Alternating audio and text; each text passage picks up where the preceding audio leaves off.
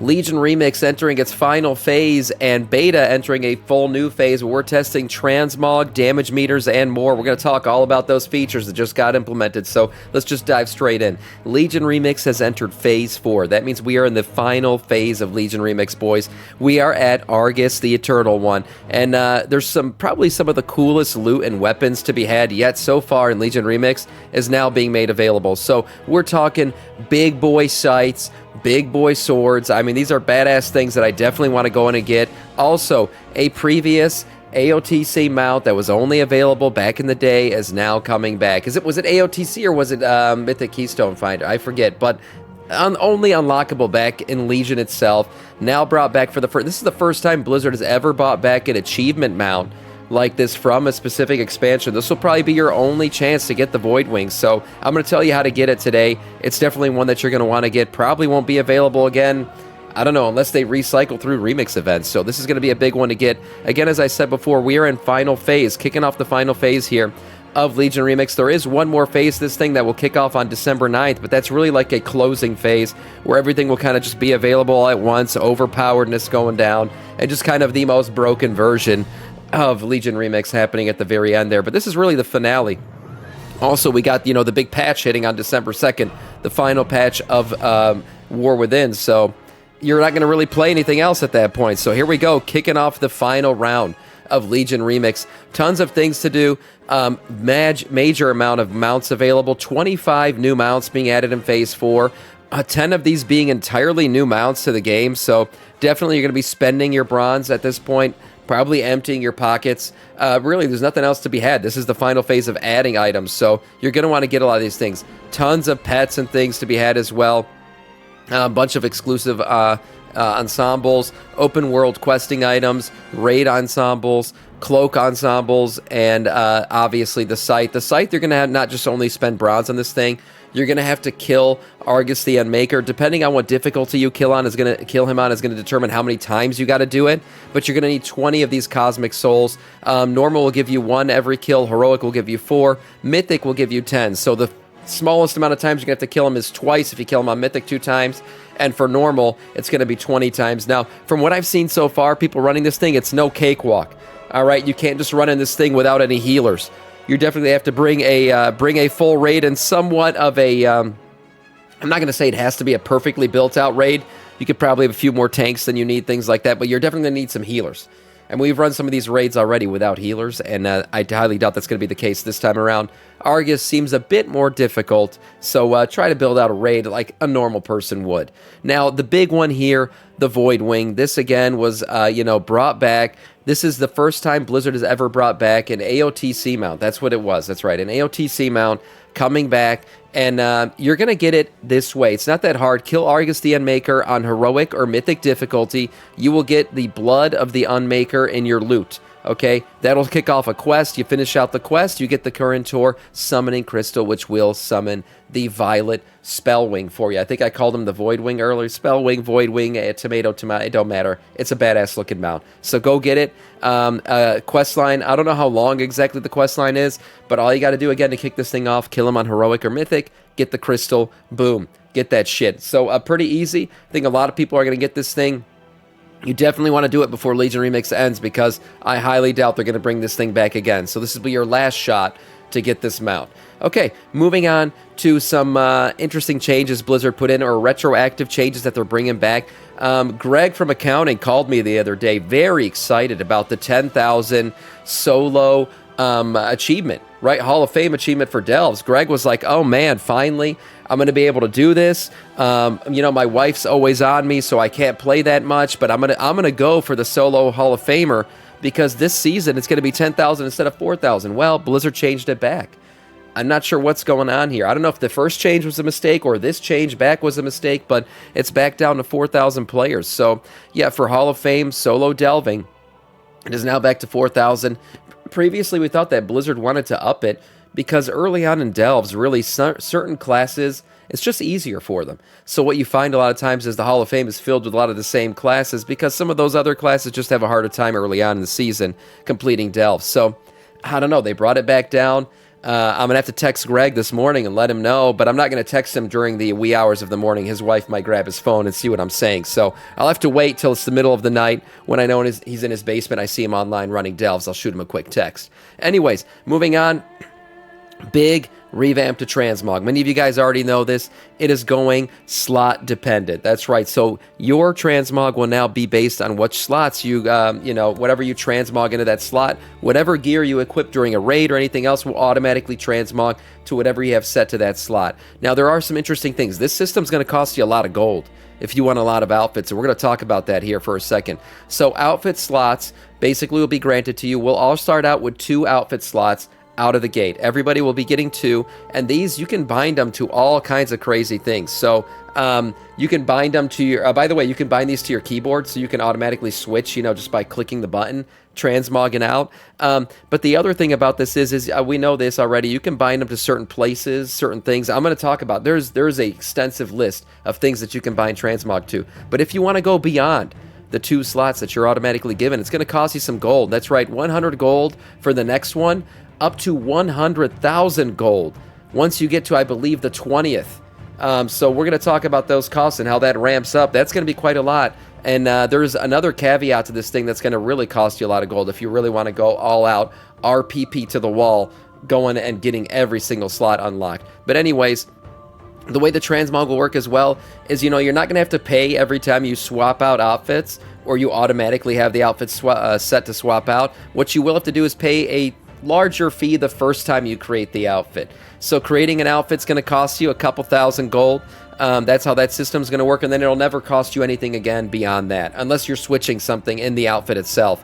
But just, equipping the outfit or unequipping the outfit over and over, you don't have to pay every time. You just pay the one-time fee to create the outfit itself.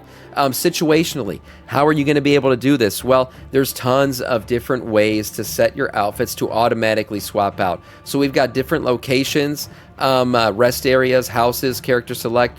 We have different, versions of the game. You got delves, dungeons, raids, arenas, battlegrounds, and open world content where you can have your set automatically set to change up. We also have different mount styles. So say you want to have a certain, thing when you mount up, right? You want to wear your equestrian outfit when you get on your horse. I don't know. You could set it so that way your ground mount has a certain transmog, your swimming mount has a certain transmog, your flying mount, whatever your heart's desire, really. They're adding more now. Some people want individualized mount transmogs. I don't know. I'm sure it's the Moonguard people asking for this. They don't have that yet, but this is a good baby step, honestly. It's crazy how it is. You don't like it? Somebody doesn't like this new transmogs? It's great. Just the gold cost is going to be pretty crazy. Greg ain't getting the top 10,000 either. Look, he was going to give it a shot at least. Specialization and talent builds. That's right. So you can set certain specializations and talents. Survival, marksmanship, beast mastery. Set it to however you want it. Different outfits for your different talent builds. Equipment slots. Right. Setting can now be customized to have different appearances when equipped, even on 2 different slots that use the same item. So very cool stuff there. Racial forms for Drakthir and your furry-loving Worgans out there. You can have a certain transmog set to just automatically equip when you change forms, which is a really cool one because we all know Drakthir, their transmog is absolute garbage. So at least you can set it to be whatever the best possible scenario is for your Drakthir form. And then what happens with your current transmog? Well, there will be no changes to that. You'll still have your lists of transmog, but you're going to have to pick one of these to set to your 2 slots, right? So you're going to have to set your 2 slots that you're automatically given to be one of these. Once you've set it, that's going to be the one that's always equipped based on however you set it. So that's how that whole system is going to work. But these saved transmog sets that you have, they'll still be there, but they're not going to be an automatic one unless you set it to one of those 2 slots. Speaking of the gold that you're going to spend, guys, big piece of news here. It's not account wide. That's right. So if you're unlocking these transmog slots for your different tunes, you're going to have to do it multiple times, and it's going to cost you quite a lot. So as we said before, the first 2 are free. Beyond that, it's going to cost you 100,000 gold for each of the final 3 slots. This shit ramps up pretty quick. So, I mean, to be honest, I can't imagine you needing more than 4 slots. I mean, Jesus, what's wrong with you guys? Just spend 600 gold and you would essentially have 4 slots. Beyond that, it really starts to get pretty damn expensive. I'm sure the RPers out there are going to want 20 different slots, but personally, I can't see a reason. I mean, you're going to have a city transmog, a housing transmog, maybe a dungeon one, or an open world one. Beyond that, what's wrong with you people? I don't know, maybe one for each of your specs, I guess. That could be something. People with a lot of alts, but these are character bound as well. So for each single character, you have 3 spec choices, so you'd have 3 different transmogs for that. Again, buying these for this character wouldn't matter for your other one because it's not account wide. This is a gold sink surely, but it's going to be something I'm sure some people are going to bitch about, and they're going to complain because they want to have all 20 slots on every single character, and they're going to have to grind out some gold or buy a WoW token to do that. It's not evergreen. What do you mean? No, it is evergreen. The system should continue on forward from here on out, and it is an evergreen system. Once you buy these 20 slots, it'll continue on forever on that tune. It's just if you make a new tune, you're going to have to rebuy them again. I might use one for my house, and that's it. Yeah, me too. I probably just put on some jammies, right? You got all those jammy sets or the sweatsuits. Wear one of those in my house. That's about it. Moving on to something that I find to be very important, very intriguing, the new damage meters coming in this game. I think this is going to be the best add-in the game's ever had, personally. I think Blizzard's going to have a better and more accurate damage meter than anything we've downloaded on the add-on side of things. Now, is it going to have its growing pains? No doubt. But damage meters are now live and being tested currently on the beta. If you want to get in and check them out yourself and you have beta access, you can do that. Right now, the way the damage meter works is in edit mode. You can open up to 3 different damage meter windows. So you can have 3 different meters, each one tracking a different thing. You can move the main one around only in edit mode. The other 2 extra windows, you can move them around whenever you want, lock them in place, whatever you want to do with them. Again, the look of this thing, we've kind of went over this. You can change the width of them, change the length of them, change what's being displayed on them, all kinds of cool stuff. And it's becoming more customizable with every iteration that Blizzard puts into this thing. As of right now, the different options to be tracked, you have damage done, DPS, damage taken, healing done, heals per second, absorbs, interrupts, and dispels. Still no death timer counter, which I do want for raids specifically. I like to be able to see who's dying when. I think that's an important one. Also, there was a really cool one that they added in, the damage taken, right? Who's standing in the shit the longest. That's a cool one to see. Obviously, tanks should be leading in that, but for everyone else, you see a mage who's in second place on damage taken, that fuckboy's just sitting in the fire parsing. So you gotta, check that shit when you're in raid. 99% of my damage meter is checking for damage taken before deaths. Yeah, so you'll be able to do that. The whole thing is I want the actual death timestamp because I want to see who the fuck that guy is, who died in the first 30 seconds of the fight. I think that's an important one that I like to see. More developer notes here.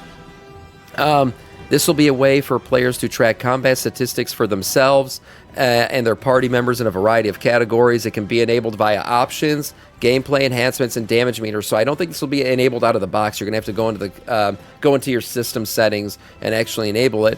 Current categories, we talked about that. Supports tracking with individual combat pools or across all pools. Supports up to 3 windows, as I said before. The primary one being movable in edit mode. The other one's being movable anytime. Right-clicking individual entries in a damage meter will open a separate window containing a per-spell breakdown. Very nice. Developer notes. This feature is still in active development. Various pieces of the UI are still WIP, and the combat statistics shown may not be completely accurate in some cases. So there you go. In terms of accuracy, I still think this one's going to be more accurate than any other meter we've ever had in the game, because we all know the splits that happen in raid fights a lot of times leads to inaccuracies in terms of damage tracking. This should be much better because Blizzard's got full access to their own back-end shit. So I'm assuming it's going to be better. Work in progress. Yeah, there you go. Whip it. And then finally here, new endgame realms opened up on the beta servers. That's right. So if you're testing on beta, you can now test these specific endgame versions of the servers, right? So you got fully leveled out, maxed out tunes that you can transfer over.